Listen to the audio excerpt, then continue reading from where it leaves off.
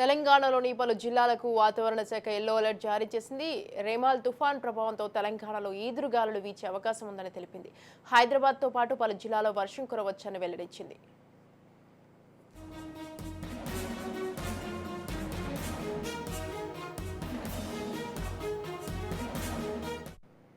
హైదరాబాద్, మేడ్చల్, రంగారెడ్డి, మెదక్, సంగారెడ్డి, మహబూబ్ నగర్, సూర్యాపేట, నల్గొండ, కామారెడ్డి, ఆదిలాబాద్, భద్రాద్రి కొత్తగూడెం, నిర్మల్ తదితర జిల్లాల్లో వర్షం కురిసే అవకాశం ఉందని తెలిపింది.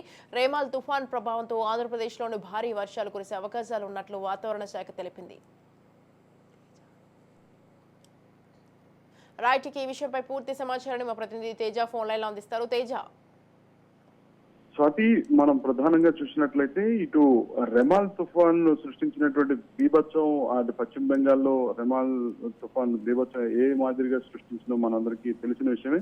ఇదే నేపథ్యంలో రెమాల్ ప్రభావం ఇటు తెలంగాణ రాష్ట్రంలో పలు జిల్లాలకు కూడా ఉంటది అనేటువంటిది వాతావరణ శాఖ హెచ్చరిక జారీ చేసినటువంటి పరిస్థితి కూడా ఉంది. ఇప్పటికే ఎల్లో అలర్ట్ కూడా వాతావరణ శాఖ జారీ చేసినటువంటి పరిస్థితి ఉంది.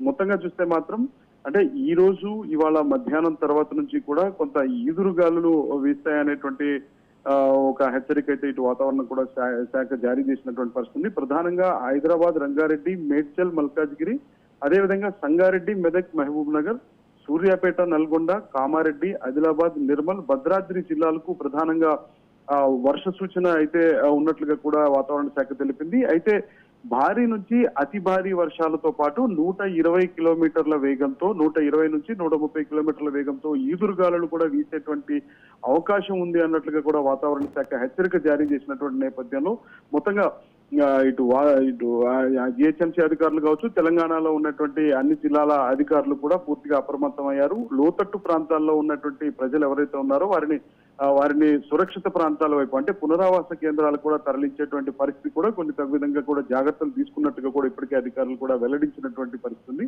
సో మొత్తంగా చూస్తే మాత్రం రానున్న ఈ 2-3 రోజుల్లో ఈదురుగాలులతో పాటు భారీ నుంచి అతి భారీ వర్షాలు కూడా ఉండేటువంటి అవకాశం తెలంగాణలో పలు జిల్లాలకు ఉందన్నట్లుగా వాతావరణ శాఖ చెప్పినట్లుగా కూడా మనం చెప్పొచ్చు.